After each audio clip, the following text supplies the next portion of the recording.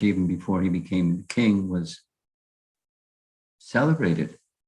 Because we're reading Ramayana, it was this, is it Bharata or is it, because there are two different principles. One was Dasrath gave a promise to Kushadwaj, the father of Kaikeyi, your daughter's son will become king. And so there's that principle, and then the eldest son, and so forth. So the standard is the eldest son. So which takes precedence? Very, very complicated sometimes, isn't it? There's this principle and there's that principle, and which one prevails, which one goes in the priority position, which one goes in the lesser position. In our lives, it's a little complicated. That's a Mahabharata reference. Where Yamaraj said, how are you supposed to, the Yaksha said, how are you supposed to know? This conflicts with that, and you're supposed to do both. What do you do? Yudhishthira said, you're right, it's very difficult. But so you follow the path of the great soul. So the elder son was to become the king. So Upananda accepted the kingdom, but transferred to the qualified younger brother. So both was fulfilled. Yet when it came time for moving from Gokul back to Vrindavan, there was an elders meeting which Upananda presided over. Although Nanda was the king, he deferred to his elder brother. And Upananda decided various reasons. Main reason was too much calamity over here in Gokula. Yeah, so we should move to another place for the safety of the children, particularly Krishna Balaram. Everyone's affection went to Krishna Balaram. And another was fresh grasses, because the cows over here have really trampled down everything, and we need fresh grasses for the cows. We have to take care of the cows and take care of the children. So let's go. And everyone agreed, yes, let's go. So they went. And the commentary says, when Krishna and Balaram, they were babbling like little children will babble sometimes, saying funny things. And those details, when they reached, Krishna was very happy. Commentary, the verse says, and the commentary explains, why? Three things. Govardhan Hill, the forest of Vrindavan, and the banks of the river Jamuna. So Girivadadari is in the song, but Yamunatira Vanachari, he was enjoying the forest of Vrindavan and the banks of the river Jamuna. They were over the top. They were really happy. Really happy. And then his pastime, although he was very young, 3 years. How old was your daughter? 4. 3 years, 4 months. He wanted to go out with Nanda Maharaj with the cows. Anyway, so then his cowherd pastime began in Vrindavan. It wasn't there in Gokula, but it began. Jamuna Tira Vanachari. So there's a connection between chanting and Bhagavatam. Chanting is everything, and the Bhagavatam is everything. Because the Bhagavatam will nourish chanting, and chanting will give you entrance into more deeply understanding the Bhagavatam. Because names of Krishna are what we chant, and the names of Krishna, they're revealed through the Bhagavatam. So it's a perfect complement. And this, I'm not sure when it is, but some devotees from Gainesville, there's a Krishna house in Gainesville. I mentioned this already. So I've been meditating on the leader of that group of the Krishna house. They're going to visit in Houston. They would like me to give 2 classes on something practical like chanting. So one of the classes is going to be how to go more deeply in chanting is read Srimad Bhagavatam carefully. and you read Srimad Bhagavatam more carefully, it'll help you go more deeply into chanting. So that's a hint for everybody here. You want to go more deeply into your chanting. Read Bhagavatam also. Now, a little review from yesterday. That's the other part I wanted to speak about, then we'll continue. Yesterday was the last verse of the description by the Avadhuta Brahmana to King Yadu on one of the gurus that he learned from. And one of the gurus that he learned from was a young girl who, in the lesson of the bangles. So we heard two things yesterday, conclusion. One was for those who are gyanis, and it doesn't specifically indicate that the Avadhuta Brahmana was a gyani, but he's presenting gyan leads to detachment, gyan vairagya. That is a couplet throughout all of the Vedas, gyan vairagya, knowledge, detachment. For what end? Well, for devotees, it's taking shelter of Krishna. But for gyanis that don't have bhakti, it's prescribed that they live alone. And live alone means they go away from society, etc., etc. Take a renounced life like this Avadhuta Brahmana had done. But the Avadhuta Brahmana was visiting all kinds of people. He was visiting King Yadu, and he was, according to one of the commentaries, he took rest in the courtyard of a prostitute. So in that he was in Videha. But he didn't just stay in the forest. He was in a city, big city. The description of Vishwamitra Muni and Ram and Lakshman entering into the precincts of Videha. It's like the big city. So, but he kept to himself because he was at least a renunciate of the kind of a gyan kind. So those who are gyanis, they stay alone and this and that. Then so that was the one bracelet on each arm, so it didn't make, because you put more than one bracelet and it's going to make some noise. So similarly, you bring some people together and there's going to be some noise, something, guaranteed. So if you don't want noise, stay alone. If you're Gyani, you're supposed to live solitary life. However, we also heard that a devotee can live a solitary life by associating with sadhus. So there's the two things. The devotee should be, on the one hand, careful in continuing to mix or mixing intimately with those who aren't devotees of the Supreme Lord. And there's, every one of us. As I was reading this, I was thinking about my college days.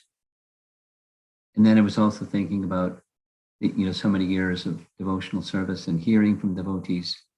What happened when they became a devotee? Their friends, my friends, I wasn't fun anymore.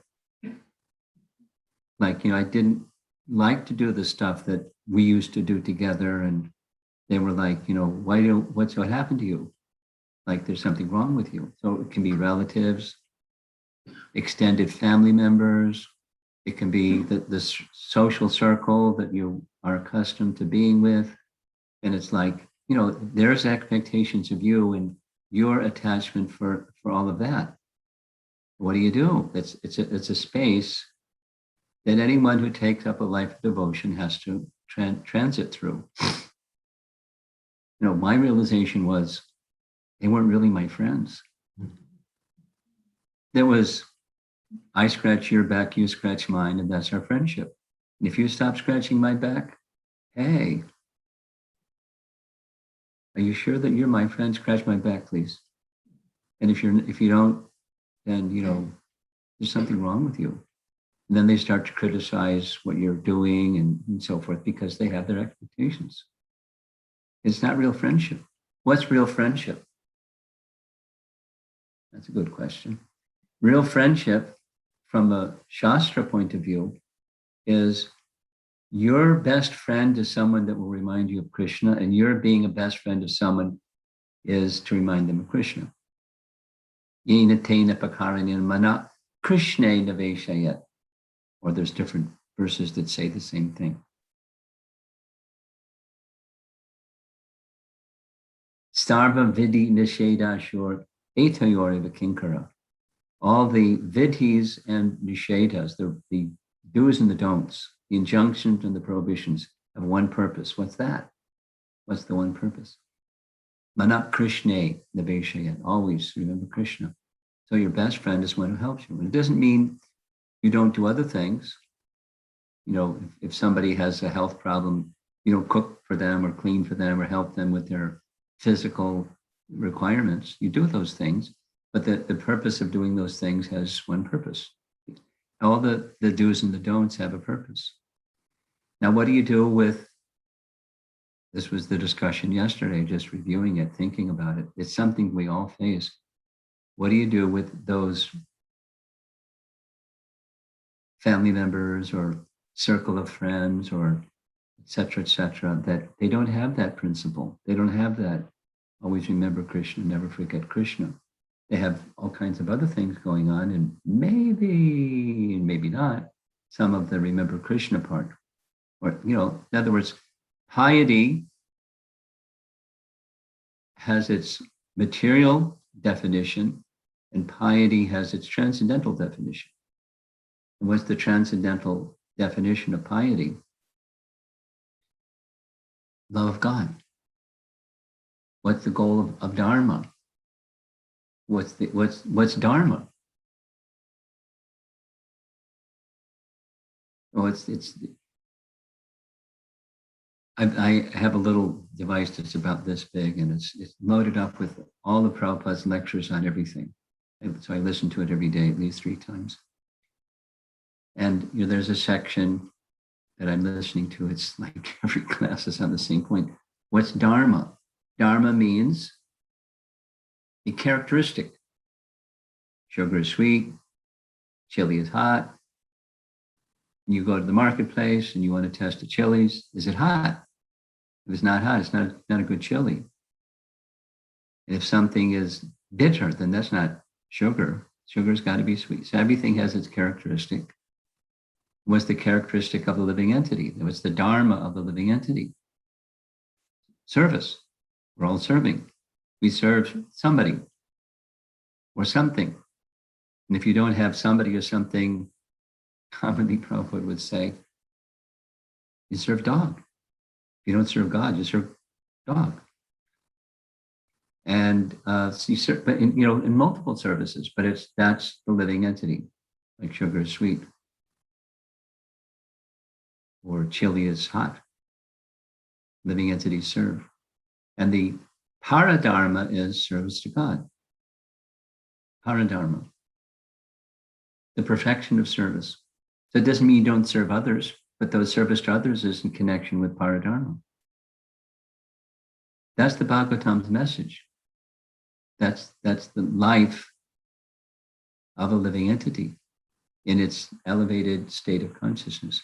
So we eagerly seek the many mangles, or the situation where there's companionship with devotees, like that you heard this expression. Bhakti Devi, she has many, many ornaments. Those ornaments are the Vaishnavas. And the Vaishnavas, she's the ornament of the Vaishnavas.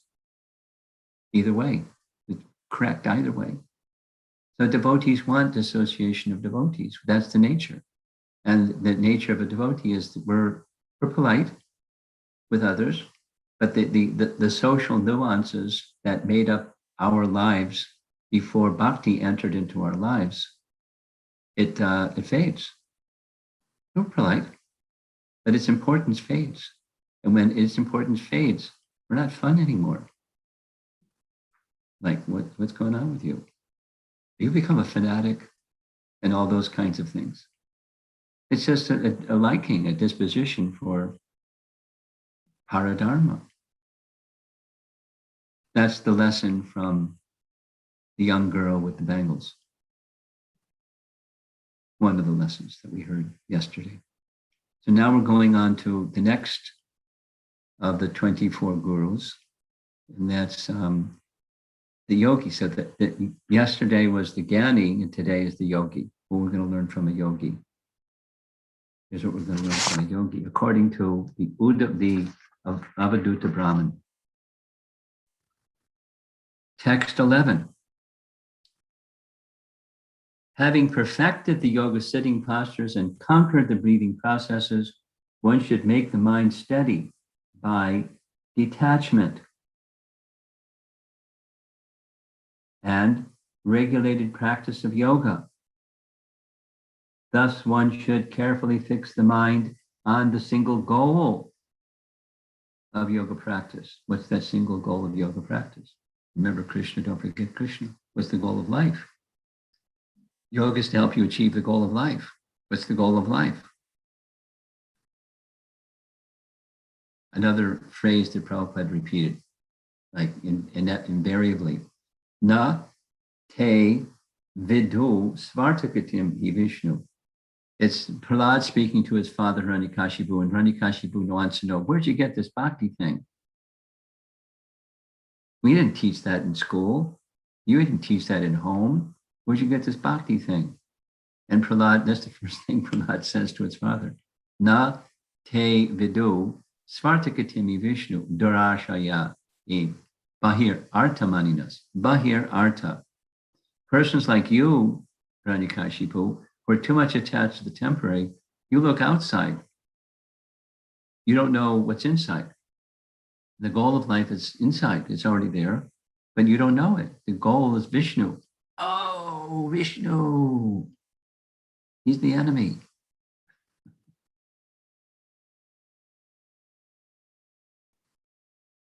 Okay, so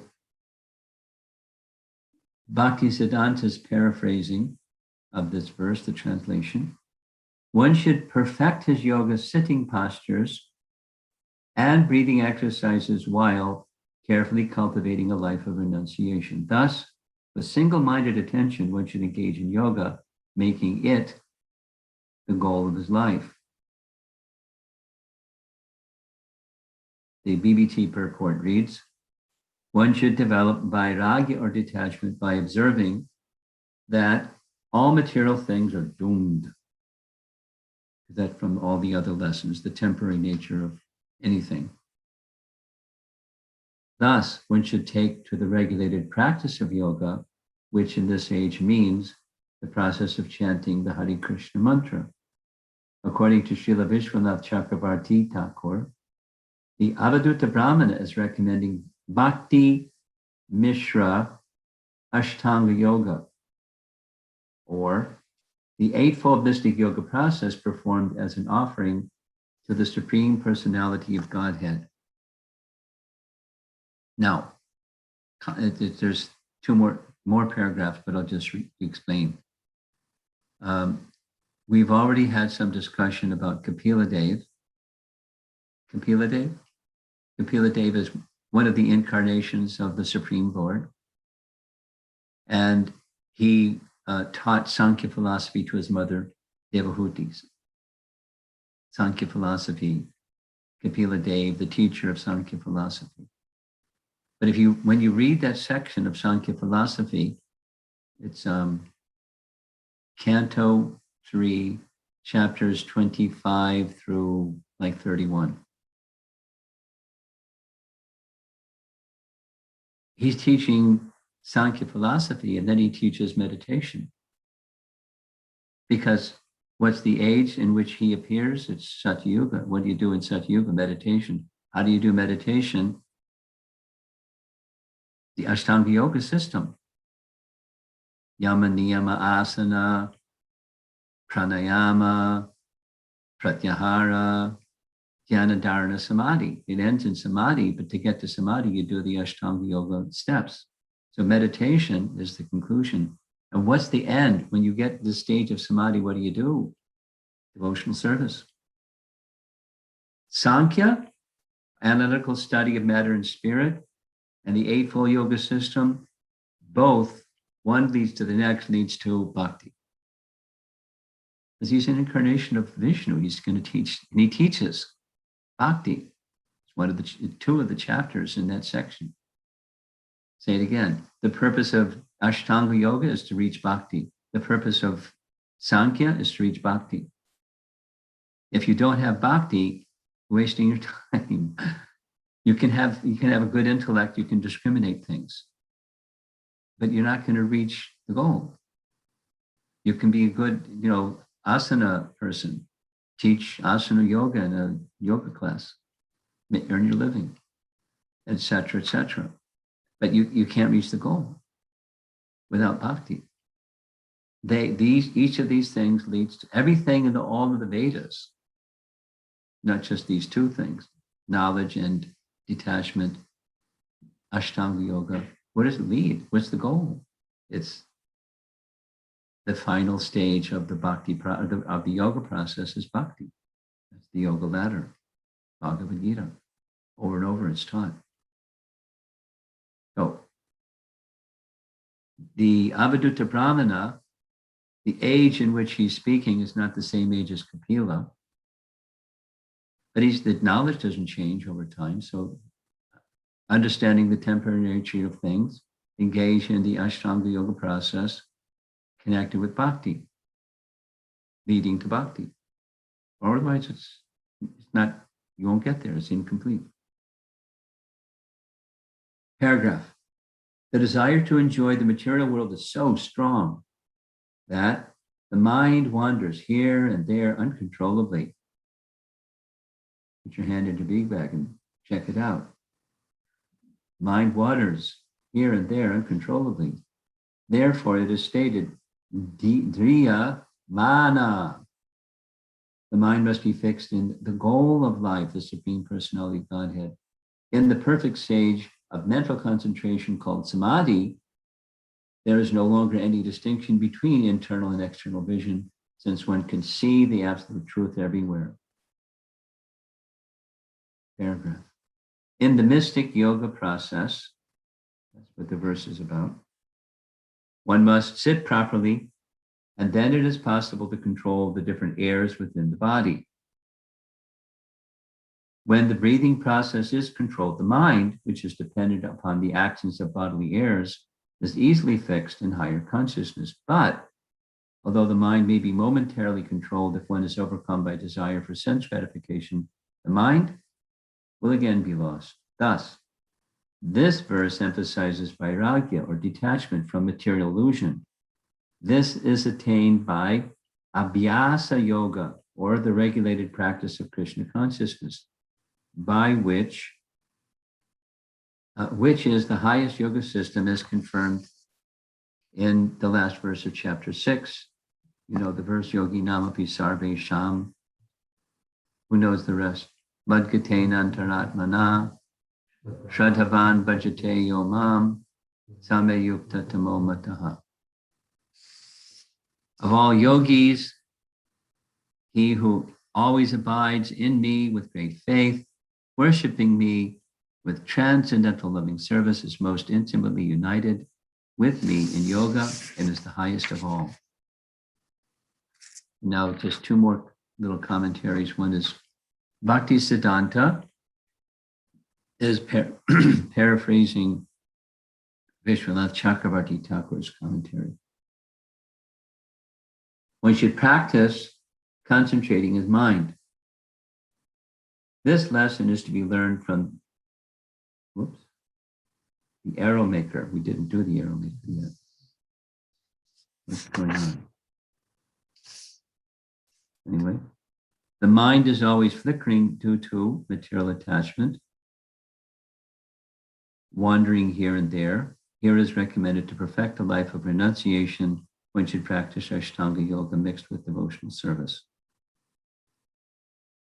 So it's not about the yogi, it's about an arrow maker. So that's, okay, I got it. Because that's one of the teachers, or one of the gurus is the arrow maker. So he's speaking of Ashtanga Yoga, but the reference is an arrow maker. So Vishwanath writes, he learned fixing the mind from the arrow maker. This is explained in 3 verses. The mind is unsteady because what? The strength of attachment. Therefore, one must make the mind steady by detachment, vairagya, and practice dharana of Ashtanga Yoga mixed with bhakti. Now, how to understand a statement like this in the context of the whole of the Bhagavatam? It's not that someone that likes Ashtanga Yoga can say, look, even Krishna's teaching, do Ashtanga Yoga mixed with bhakti.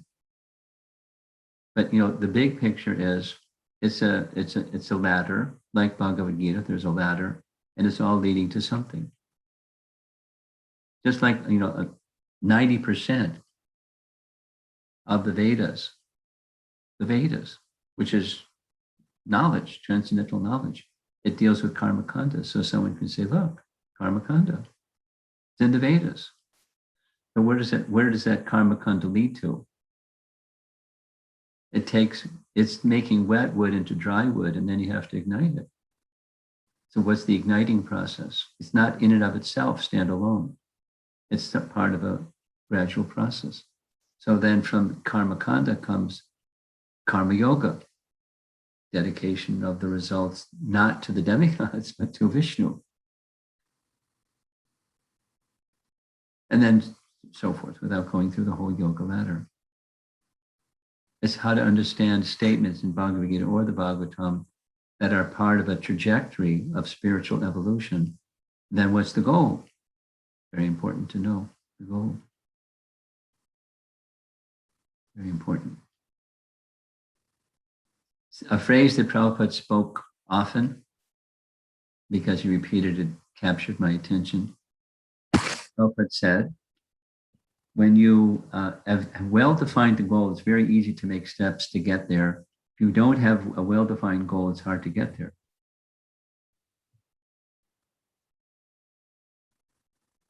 Another way of saying the same thing is sankalpa. In karma kanda, sankalpa is a big deal. In bhakti, sankalpa is a big deal. In life, sankalpa is a big deal.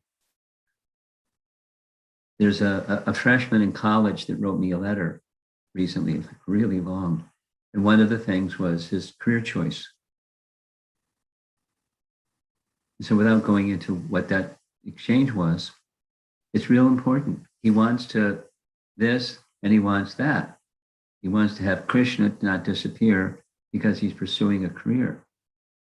But he wants to do a career that matches his psychophysical nature. He didn't use that language.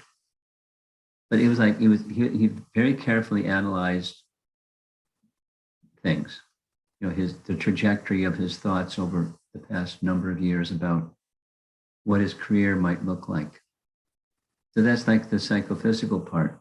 But he has nice training and devotion, good family, good association amongst his peers. He has a clear understanding. He has a reasonably clear understanding that he wants Krishna to be at the center, not off in a parking lot somewhere.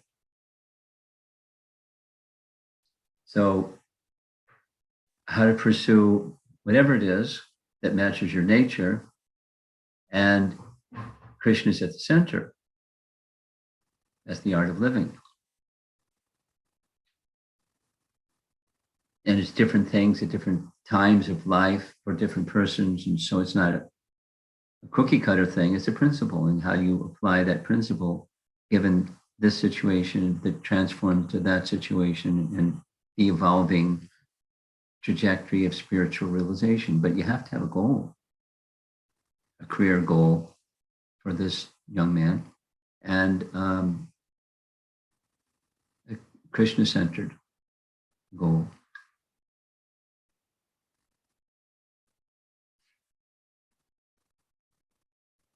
Defining the goal is important. So whether it's Jnana Yoga, Dhyan Yoga, Bhakti Yoga, what's the goal? And you can have intermediate goals, but the intermediate goals have to be aligned with the long-term goal. And it's really important from reading Srimad Bhagavatam to get a refinement of what the long-term goal is. So your intermediate goals can then be aligned with the long-term goal in accordance with Scripture. Guru Sadhu Shastra keeps us alignment. There's some internal work you have to do. Continue to refine, where is my compass taking me?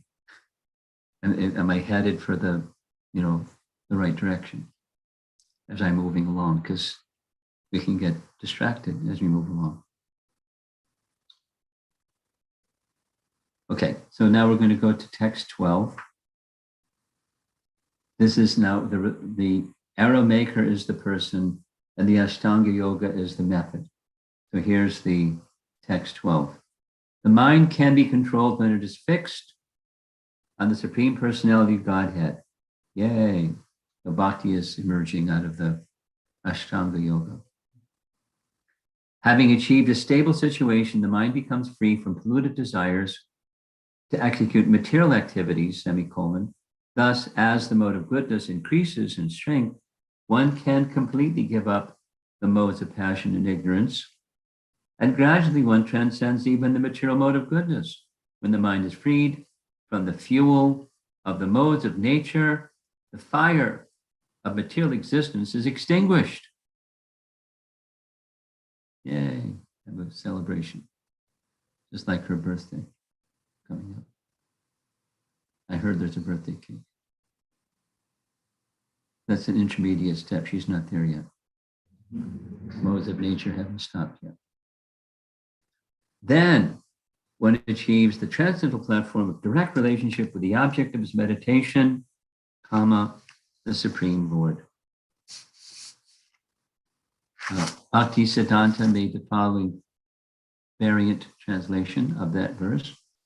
The mind can be controlled when it is fixed on the Supreme Personality, Godhead, paragraph. When the mind is thus applied to the service of the Lord, it becomes free from polluted desires for sense gratification, so that as the mode of goodness increases in strength, one can completely give up the modes of passion and ignorance. When the mind is no longer fed, the fuel of the modes of nature, the fire of material existence becomes extinguished, so that one achieves the transcendental platform of direct relationship with the object of his meditation, the Supreme Lord. Those of you that know Shikshastaka, the first verse, Chaitadarpana Marjanam is the first of the 7. Bhava Maha Davagni Devat, the blazing fire of material existence is extinguished. That's just from chanting, or the process of bhakti that awakens from chanting. BBT purport: the interaction of the 3 modes of nature creates great obstacles in one's path of spiritual advancement, and there is danger that one may be thrown down into the darkness of ignorance. Those who are experienced in practical psychology know the dangers of uncontrolled mind and constantly endeavor to bring the mind under control. If one can free oneself from the influence of the material modes of passion and ignorance, then life becomes very auspicious. Controlling the mind and thereby freeing oneself from the influence of the material modes of nature is the only means of making actual progress in life. The word Yasmin in this verse, according to Srila Sridhar Swami, indicates the Supreme Personality of Godhead, who is the reservoir of all pleasure. Giving up the material propensities of the mind does not mean merging into an impersonal existence, such as that experienced in dreamless sleep. As stated in this verse, Satvena Vridhena, or one must become firmly established in the mode of goodness, and then gradually rise onto the spiritual platform where one may dwell in the company of the Supreme Personality of Godhead. Here's Bhakti Siddhanta's purport. The 3 modes of material nature create conflict among one another. For that reason, those who are actually intelligent carefully control their mind. When one is freed from the influence of the modes of passion and ignorance, one achieves a life of auspiciousness. It is only possible to transcend the 3 modes of material nature when the mind is fully under control. We have a ways to go, right? Modes of nature are acting the summary of Vishwanath's commentary by Bhaktisiddhanta. When the mind is controlled and restrained from the desire of performing fruitive activities, it becomes cleansed of the contamination of passion and ignorance through an increase of the mode of goodness. When the mind is no longer influenced by the mode of passion and ignorance, it becomes steady. And as a result of being situated in the mode of goodness, one becomes joyful. And the last is Vishwanath Chakravarti Thakur's actual commentary. When the mind attains its goal of concentration, it gradually becomes free from the desire of actions. Destroying rajas and tamas by increase of sattva, one then attains a condition of bliss, devoid of all gunas, with no influence of the gunas or its effects. Paragraph. When the mind attains its goal, it gives up the desires for action, destroying rajas and tamas by increase of sattva, when it attains a condition devoid of extraneous actions of the mind, being free of agitation and sloth, and attains supreme bliss, nirvanam, because of disappearance of even sattva. It is without fuel, since it is devoid of the gunas and their effects. Now, Shruti Mangara prepared a few slides that illustrate this. I don't know if you can see. Those of you that are away from the screen won't be able to see.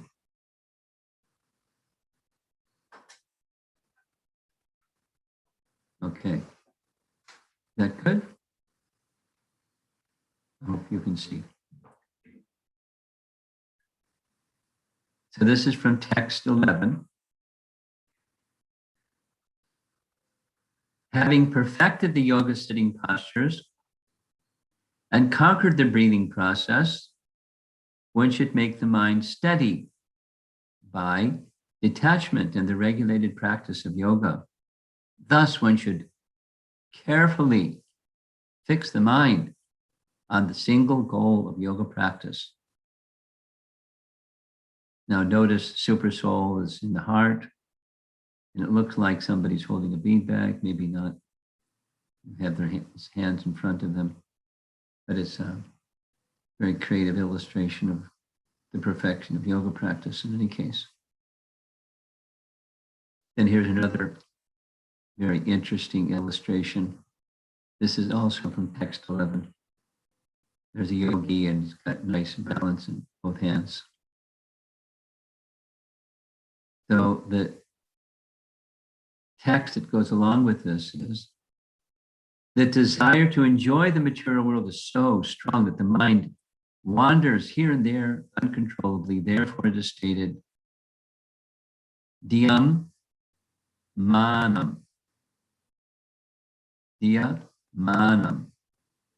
The mind must be fixed in the goal of life, the Supreme Personality of Godhead, in the perfect stage of mental concentration called samadhi. There is no longer any distinction between internal and external vision, since one can see the absolute truth everywhere. So that person looks pretty fixed. And here's text 12, some explanation. The mind can be controlled when it is fixed on the Supreme Personality of Godhead. Having achieved a stable situation, the mind becomes free from polluted desires to execute material activities. Thus, as the mode of goodness increases in strength, one can completely give up the mode of passion and ignorance, and gradually one transcends even the material mode of goodness. So the illustration on the right is lower modes, middle modes, higher modes, transcendence. The workers, the passionate businessman, the philosopher, and the yogis, and then the kirtan devotees, and the spiritual world. It's a nice painting, huh? And One more. There's a fire, blazing fire. And the text that goes with it, when the mind is freed from the fuel of the modes of nature, the fire of material existence is extinguished. Then one achieves the transcendental platform of direct relationship with the object of meditation, the Supreme Lord. And that's the spiritual world, Vaikuntha. As stated in this verse, Satvena Vridhena, one must become firmly established in the mode of goodness and then gradually rise onto the spiritual platform where one may dwell in the company of the Supreme Personality of Godhead. That's the Vaikuntha painting. And we didn't get there yet, but the third verse of this section is the arrow maker. There's the arrow maker. So we'll get there tomorrow. Okay. So it's 18 minutes after. Let's see if there's some comments. I've kind of elaborated a bunch. So let's see if there's something in the room first before we go online, and then we'll go online. Anybody in the room would like to contribute something?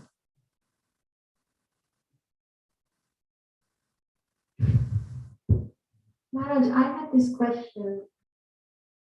Before coming into Krishna consciousness, my meditating practice was some yoga postures, then some meditation, some guided meditation, and then chanting. And this was the question I got in my mind this morning as well, that now I only wake up and I chant in the morning. So should we continue some form of yoga and pranayam before we go into our chanting of Hare Krishna mantra? Your question that should, and hang on. Yeah, just shut it off. Shut it off. There's no harm if you do, but it's not that you should. Prabhupada didn't teach us to. He didn't say that we shouldn't. He didn't say that we should. Now there's a sannyasi whose name I won't mention. Oh, sorry about that. Sorry about that.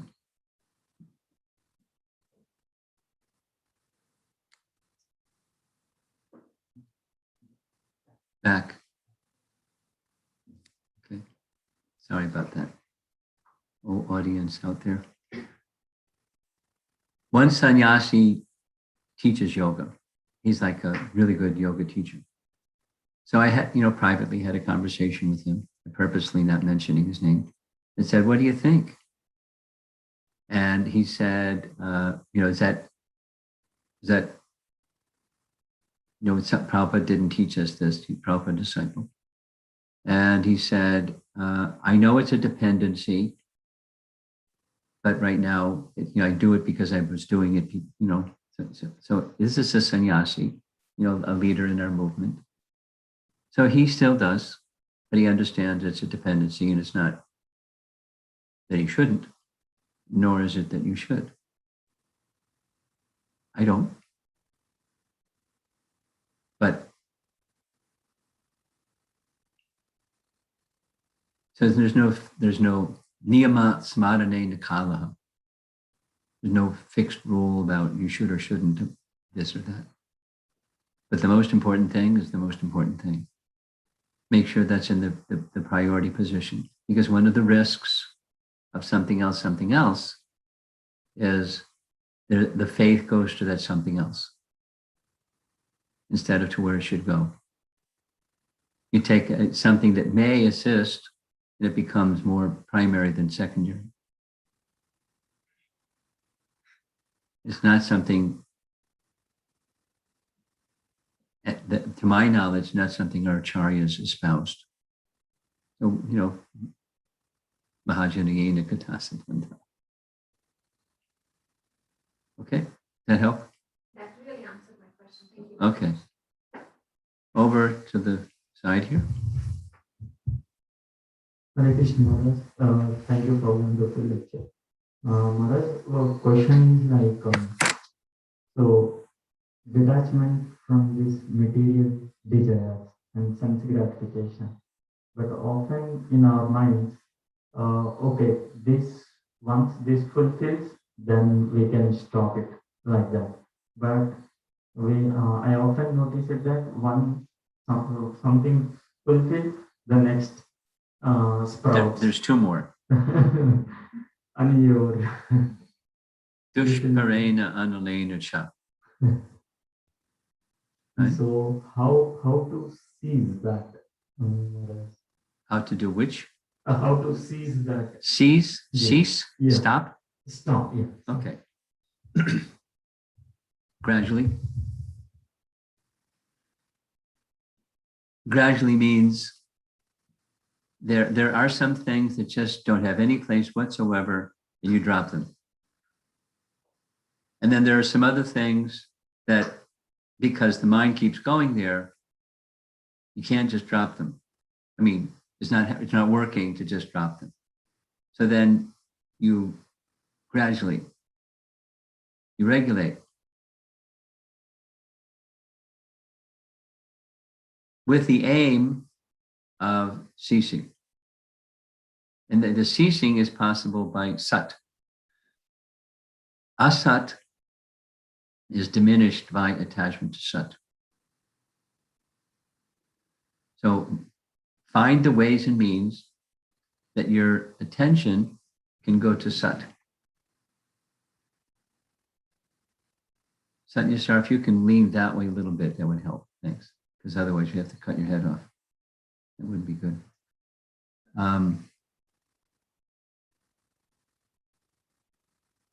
Regulation of something unwanted, but it's persistent.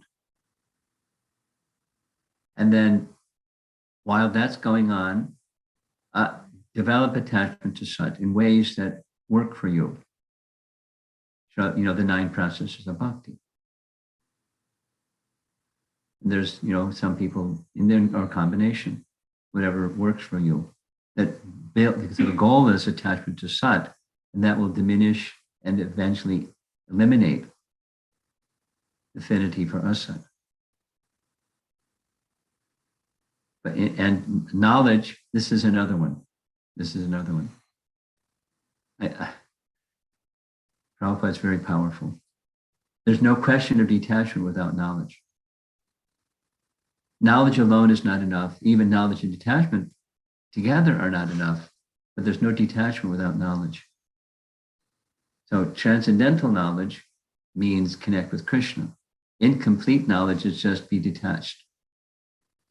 So it's attachment to Sat, to the personality of Godhead, while regulating that which is, keeps coming back and keeps coming back and keeps coming back due to attachment, conditioning.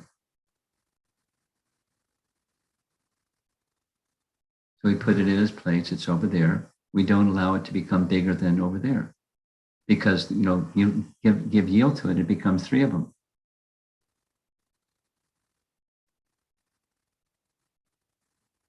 Okay. Yes.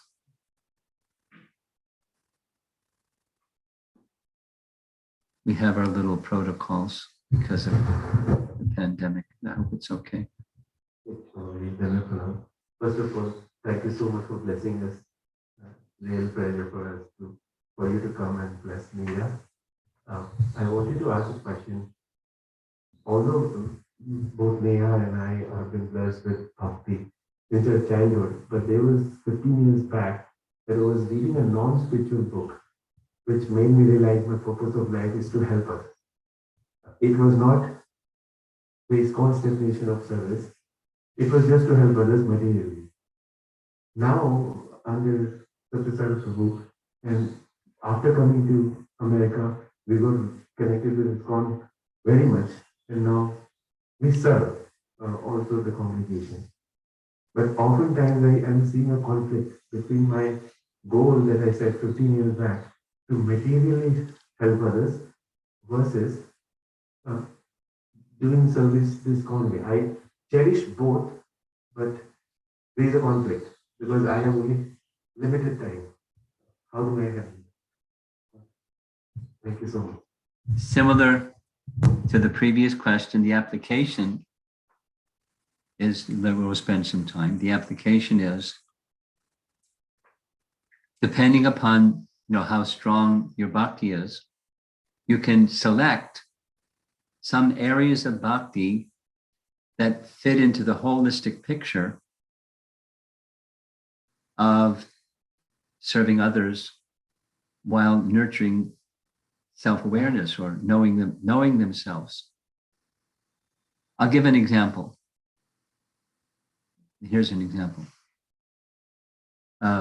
Comes to mind. In 2010, I was the chairman of the GBC. No one trained me, what's the job description or how to do it. So one of the things that happened was in one of those islands in the Caribbean, there was a cyclone, hurricane, or whatever it was, and knocked over half the island. People were really in desperate situation. Their homes, their crops, their lives, everything totally disrupted. So I thought, gosh, we're supposed to do something. We're a service organization, but I don't know what to do. And then a whole bunch of people started contacting me because I was the chairman of the GBC, saying, what's ISKCON going to do for this situation? So little light went on, and I said, I know somebody in Santo Domingo, which is not far from that island. Would you be willing to be the contact person when people that want to help? You can be the traffic conductor. He agreed. So anybody that contacted me, they went to that person and they did stuff. Now, I was traveling, passed through London airport and met like 15 of those people on their way to that country. I'm saying that country, I can't even remember the name of the country. It was a calamity. So I said, wow, where are you guys going? Because I was in a Dodi and they were in Dodi. So where are you going? We're going to that country. So tell me what your plan is. And they were really clear. I know how to build houses. I know how to do this. I know how to do that. We got our equipment. It's in our luggage. And we have lots of books because it was a French-speaking country. And, we have books and we have beads. So we're not just going to build houses and help people get their lives back together, but we're going to teach them to chant Hare Krishna and give them books in their language and help them understand the life of bhakti. That's the holistic picture. So it's not just, we're not a philanthropic organization, we're a spiritual organization. We don't trash helping people, but we do in such a way that bhakti can awaken. Another practical example, the Bhaktivedanta Hospital. Prabhupada many times said, don't open schools, hospitals. That's just philanthropy and altruism. But the Bhaktivedanta Hospital, somebody was criticizing because Bhaktisiddhanta said da-da-da-da. So they met in front of the GBC and they explained, here's how many people who have become initiated devotees. Here's how many, we have our statistics because we have our mission, not just helping wellness. We have our mission of awakening spiritual purpose of life, etc. Those are two examples. Something that's got this holistic picture, but at the center is Krishna. It's just like, your family. It's not just that the purpose of family is your young daughter is supposed to become a nice devotee. You do all kinds of stuff for her health and for her comfort and her affections and this and that and the other thing. You do, the holistic pictures for yourself and for your relationship as husband and wife is the holistic picture. But you put Krishna at the center and you do that. My suggestion is you do it nicely at home. You'll get a clear idea how to do it outside the home. You don't do it in the home, you won't get a clear idea how to do it outside the home. You'll be stuck with this and that. Charity begins at home.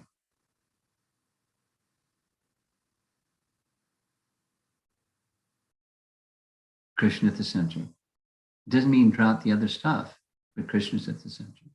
We each have our nature, we have our values. Align your behaviors and your values with the deepest core convictions of your life. That alignment is certainly possible. If you're out of alignment, go to a chiropractor. Get somebody that can guide you how to align your values and your behaviors with the purpose. It starts in the family. And it extends out. It starts in your own heart. And it extends out. Holistic approach. There's many examples. Many examples.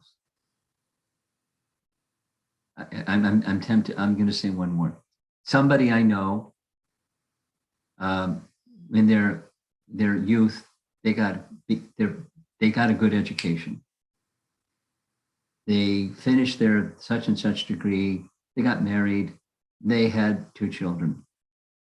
So now the wife was busy with the children. And then at a certain stage, she was feeling restless. And she understood it's because I'm not using my psychophysical nature. So she started going down the path of, she tried to do it in ISKCON. And so anyway, she became a teacher. Now she's like, a celebrity at school. And she is a celebrity in the community because she really likes education. She really likes helping kids. She's really gifted. But Krishna's at the center. And her own children, her son, they didn't push their son, the older child, to chant. But he likes chanting. Just on his own. Now, supposing he doesn't like chanting at all, but he likes chanting. And he's a wizard. I forget his age, something like 10 or something like that. He did an online class. Listen to this. He did an online class for kids his age to teach them something about computers, the computer programming 101 or something like that. And there was a fee, and he gave the donation to the Food for Life program in India because he liked what they do.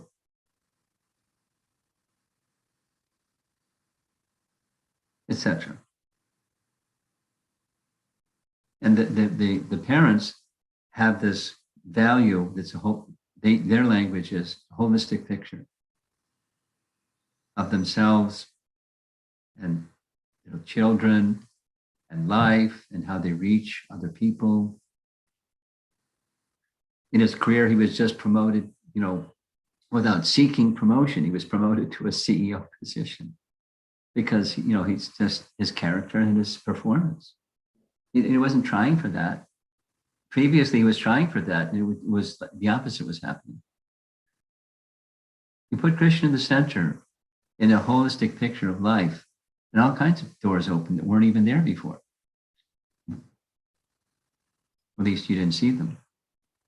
And they open, like, wow.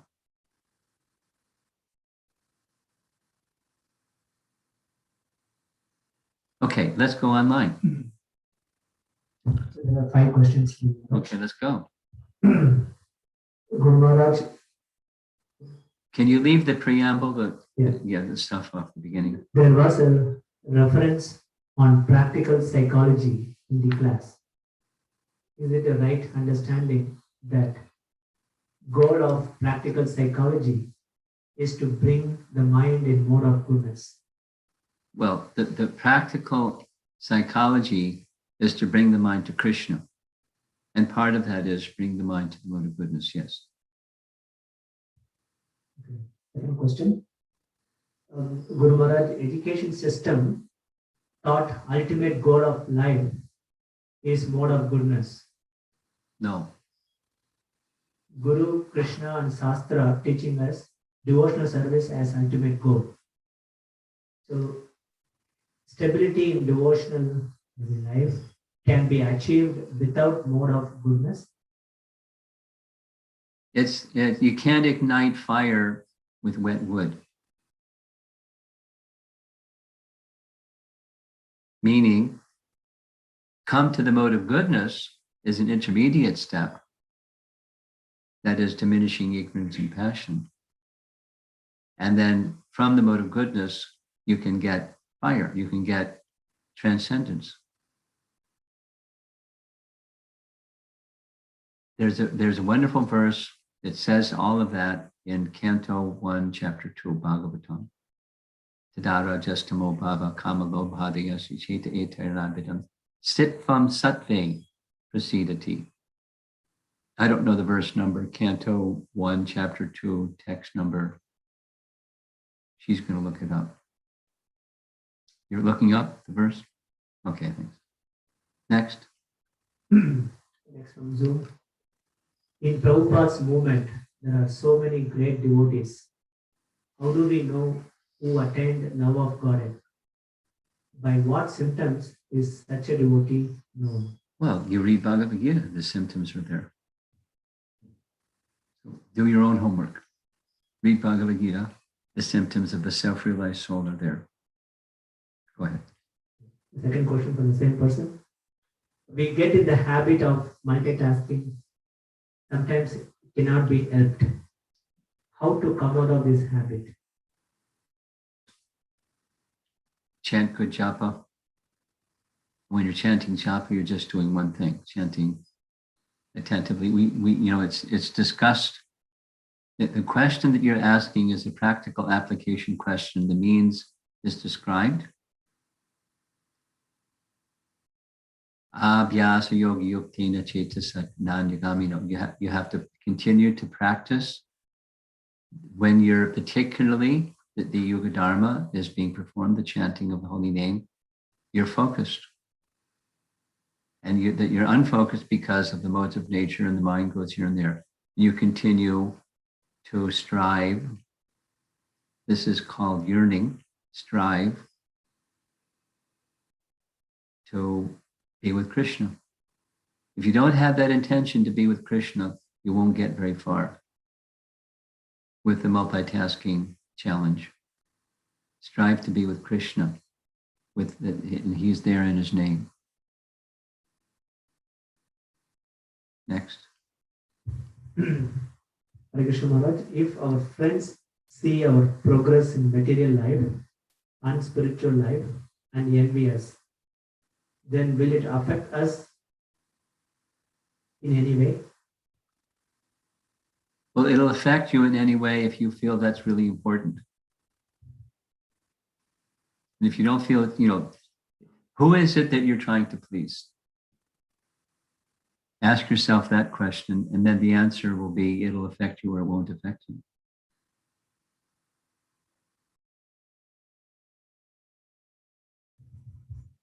That's all Okay. on my questions. Anything else in the room? The verse is 1 to 19. 1 to 19. 1 to 19. Tadara Justamo Bhava. 1 to 19.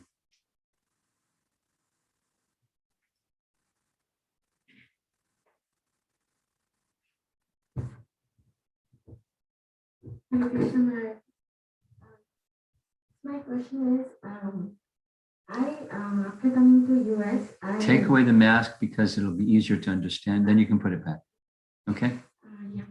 So my question is, after coming to US, I miss being in Vrindavan. You miss being in Vrindavan. Yeah. Good for you.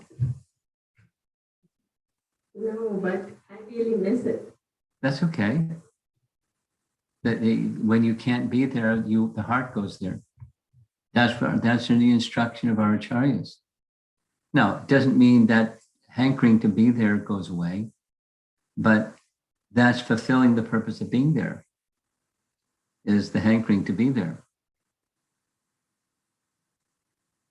And, be accepting of the circumstances while that hankering continues.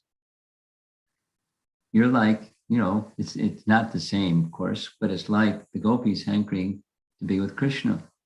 And Krishna isn't always there. But hankering to be with Krishna is ecstatic. Now, it doesn't feel ecstatic. It feels like, I want Krishna to be here. But that's a transcendental emotion. So get used to transcendental emotions, because it's not always going to be the way you like it to be. But the transcendental emotion is transcendental emotion. It's nice. You're very fortunate. Keep crying. It's okay. Anything else? Okay.